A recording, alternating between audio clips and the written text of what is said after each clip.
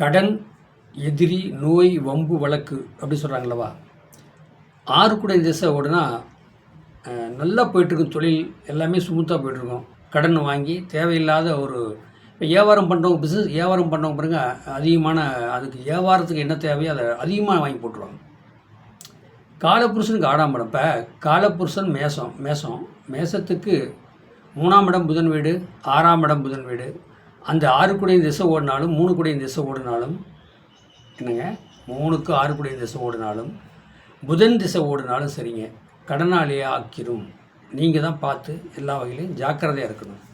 அப்போ இந்த காலப்புருஷனுக்கு 6ஆம் இடம் கன்னி, புதன் 3 கூடை மிதுனமும் புதன். அப்போ அந்த புதன் திசை ஓடினாலும் அப்போ அந்த புதன் 3 கூடையும் 6 கூடையும் திசை ஓடினாலும் கடனாளி ஆகிரும். அப்போ ஜாக்கிரதையாக இருக்கணும். இப்போ புதன் திசை வருதுங்க, புதன் புத்தி வருதுங்க. புதன் புத்தி வரும்போது பாருங்கள், இப்போ சனி திசையில் புதனுக்கு அதிகமான மாதம் வரும், வருஷமாக. அதே சுக்கிரனுக்கு அதே மாதிரி வரும். அப்போ அந்த நேரத்தில் நம்ம ரொம்ப ஜாக்கிரதையாக இருக்கணும். இப்போ இந்த புத்தி வருது, புதன் புத்தி வருது, நம்ம அனாவசியமாக காசு வாங்கக்கூடாது, வெளியிலேருந்து வாங்கக்கூடாது, வாங்கினா லாக் ஆகிரும் அப்படிங்கிறத புரிஞ்சு தெரிஞ்சுக்கணும். காலப்புருஷனுக்கு 6ஆம் இடம் 3, 6 புதன். அந்த புதன் திசை புதன் புத்தி ஓடினாலும் கடனை வாங்க வைக்கும். அப்போ அது சுபகடனாக இருக்குமா? ஆனால் சுபகடனா என்னங்க, இப்போ ஒரு இடம் வாங்குகிறோம், பத்தாமல் ஒரு அமௌண்ட் இருக்குது, 10ஆவதுக்கு கடனை வாங்குகிறோம், இடம் வாங்குகிறோம், அது ஓகே, கடன் கட்டிடலாம், கொஞ்சம் தானே வாங்க போகிறோம். வீடு கட்டுறோம், வீடு கட்டி நிலம் நம்ம பேருக்கு சொந்த இடமா இருக்குது, லோன் போடலாம். வீடு கட்டுறதுக்கு நம்ம சம்பளம் என்ன வருதோ அதுக்கு தகுந்த மாதிரி லோன் போட்டு கடன் கட்டிக்கலாம், ஓகேவா? அப்போ வண்டி வாகனம் வீடு மனை அப்படிலாம் அதுக்கெல்லாம் அப்போ அந்த கடன் வாங்கி நம்ம சரி பண்ணலாம். இது ஒன்று. ரெண்டாவது இது எல்லாமே நம்ம கடன் வாங்குகிறோம், கட்டி முடிஞ்சிட்டு அந்த கடன் வாங்கி ஒரு நிலம் வாங்குகிறோம், வீடு வாங்குகிறோம், கார் வாங்குகிறோம்னா கட்டி முடிக்க முடியுமா அப்படின்னு கேட்டிங்கன்னா 12 கூடையவன் உங்கள் லக்கணத்துக்கு 12 கூடைய திசை புத்தி ஓடுன்னு வச்சுங்க, கண்டிப்பாக அந்த நேரத்தில் நீங்கள் அது எந்த கிரகமாக இருக்குது, எந்த லக்கணமாக இருந்தாலும் சரி, எந்த லக்கணத்துக்கு 12 கூடையவனாக இருந்தாலும் சரிங்க, அந்த நேரத்தில் வாங்கக்கூடிய கடன் கண்டிப்பாக கட்டி முடியும். சரி, 3 கூடையும் சொல்லக்கூடாது. 3க்கும் 6 கூடையும் புதன் திசை வருது. ஆனால் அந்த 3க்கும் 6 கூடையும் திசை வரும்போது, புதன் திசை வரும்போது மட்டும் ரொம்ப ஜாக்கிரதையாக வாங்கணும்.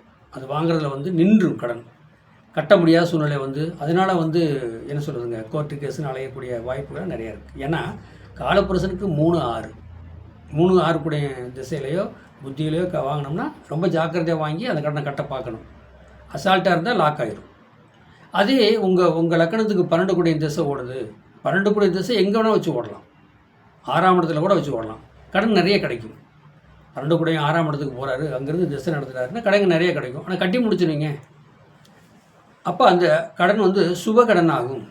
இடம் வாங்குவீங்க, வீடு கட்டுவீங்க, கார் வாங்குவீங்க, வண்டி வாங்கணும். தாய்க்கு தீராத நோய் இருந்திருக்கும், அதை கொண்டு பெரிய ஹாஸ்பிட்டலில் பார்த்து ஃபுல் செக்கப் பண்ணி உடம்பு நீட்டாக வந்திருக்கும். இதாங்க கடன் வாங்குறதுலேயே ஒரு புரோசனமான கடனாக இருக்கும். அந்த கடன் வாங்குகிறோம், அதை கட்டி முடிச்சிருவோமா, அதனால் பின்னாடி சொத்து சுகம் புரோசனம் நமக்கு இருக்கா இல்லையா, ஏன் நம்ம கடை வாங்கணும், அதை யோசனை பண்ணி நீங்கள் கடை வாங்கணும். அப்படி வாங்கினா கடனும் வாங்குறதுக்கும் புரோசனம் இருக்கணும்.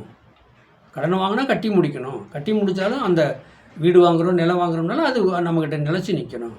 அந்த மாதிரி நீங்கள் வாட்ச் பண்ணுங்கள் என்ன திசை புத்தி ஓடுதுன்னு. என்னோடய சேனலை சப்ஸ்கிரைப் பண்ணுங்கள், பெல் பட்டன் ஆன் பண்ணுங்கள், மற்றவங்களுக்கு ஷேர் பண்ணுங்கள். 95 14 77 10 74 இந்த நம்பருக்கு வாட்ஸ்அப்பில் சாதகம் அனுப்புங்க. சாதகம் தெளிவாக பேசப்படும். வாழ்க வளமுடன்.